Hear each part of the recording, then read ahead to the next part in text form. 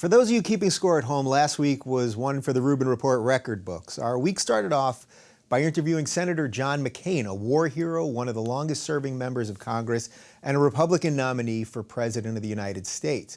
Senator McCain and I had a frank discussion on this year's election, money in politics, and foreign policy.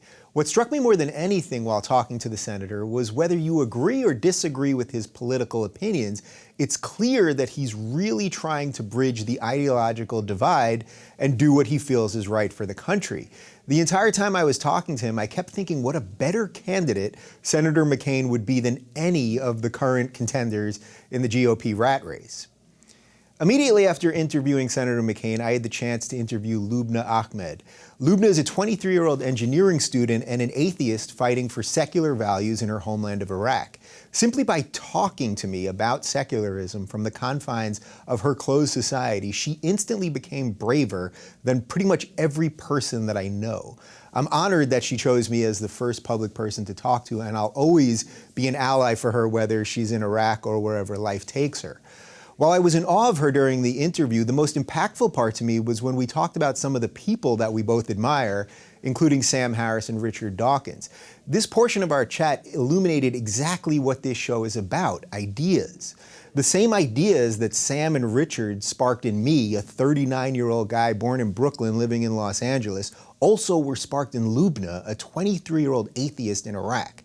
This shows you the true power of ideas. Good or bad, ideas can transcend nationality, race, or religion.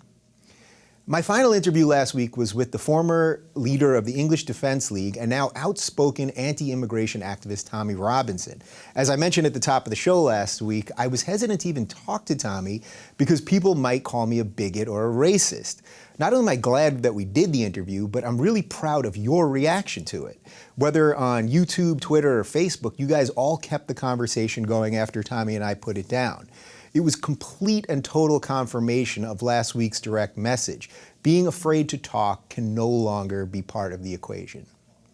I have no doubt there is a real movement happening right now. People are absolutely sick of being divided. Conversation is the key to bringing us together, and that's why in 1 week I talked to a man who is almost the leader of the free world, a woman who puts her life on the line to say what she believes, and another man who's on a crusade of his own. It's totally irrelevant whether I agree with everything my guests say. The important thing is to not be afraid to hear them. As the internet brings us all closer together, we find ourselves connected with people in a way that we could have only dreamt of a couple of years ago. Despite that connection, I still get messages from viewers explaining that sometimes you guys are afraid to say certain things to your friends in real life or to post certain articles on Facebook for all to see.